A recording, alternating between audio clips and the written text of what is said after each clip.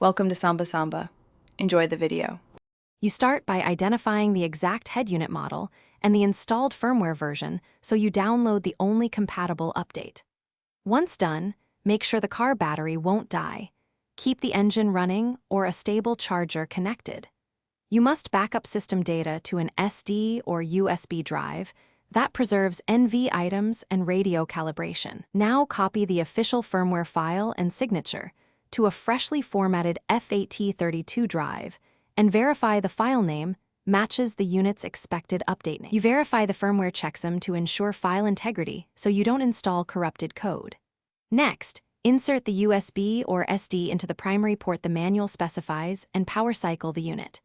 When prompted, enter update or recovery mode using the correct button combo. Follow on-screen prompts to select the firmware file. Make sure not to interrupt the process. Do not remove power or media. If progress stalls, wait 5 to 10 minutes longer since some steps take time to complete. You let the unit finish rebooting fully. The first boot may take several minutes while systems migrate.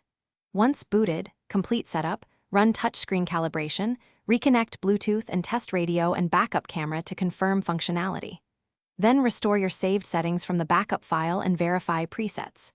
If the unit won't boot or shows a boot loop, try reapplying the signed firmware or use the vendor's recovery method.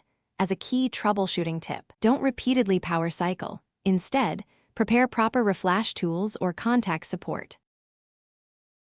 Thanks for watching. Consider subscribing if we helped you.